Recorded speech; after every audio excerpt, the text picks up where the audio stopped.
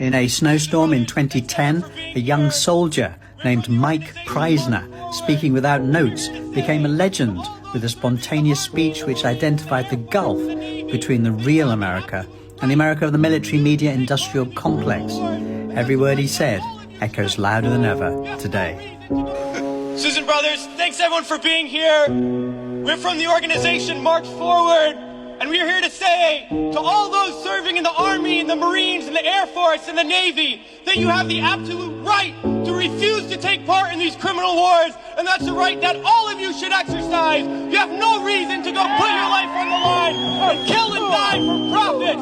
We've been to Iraq, we've been to Afghanistan, and we know what these wars are really about. And we joined the military for many reasons. Because we need a college education, because we need a job, because we need health care. And then we joined the military, and they tell us that our enemies are poor people in caves in Afghanistan, or poor people in the deserts of Iraq. But we've been to those countries, and we know that our enemies are not other poor people abroad. Our enemies are the people that laid us off from our jobs, that denied us health care, that make it impossible to get an education. Our enemies are not in the poorest countries on the planet, but right here in the richest one.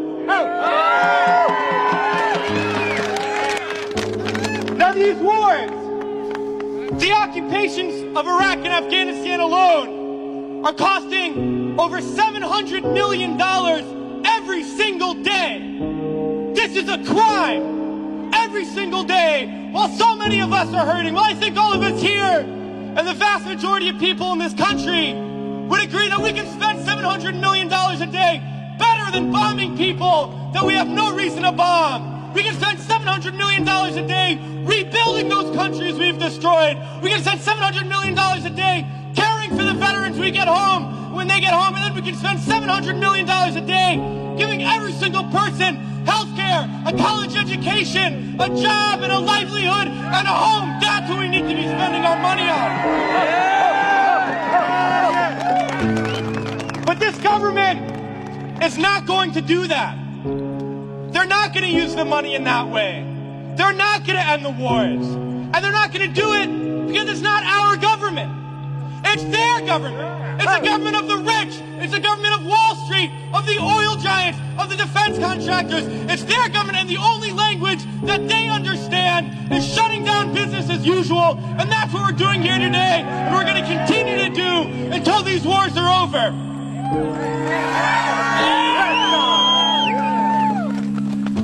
Well, it's crystal clear now that these wars are going to continue and expand and go into other countries. That is the trend. That is what we know, that there is perpetual war, and it's only going to stop if the people stand up and stop it. And that's what we're going to do, sisters and brothers.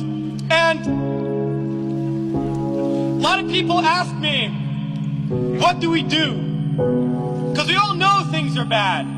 We all see the atrocities on TV. We read about it. We experience it. People always ask, what do I do? Because we always want to know what to do. Do we vote? Do we support a politician? Do we join an organization? What do we do? Well, I'll tell you what we do. It's simple. We fight. We fight, and we fight, and we fight, and we shut down our workplaces, we shut down our schools, we shut down the streets, we shut down business as usual, and we fight until we force the people in there to do what the people out here want, because that's how we're going to get around it. We're going to fight until there's not one more bomb drop, not one more bullet fired, not one more soldier coming home in a wheelchair, not one more family slaughtered, not one more day of U.S. imperialism. So let's fight to make that happen. We can do it today, and in the days ahead, we have to fight to end these wars and create a better world, sisters and brothers. So join us in that fight. Thanks.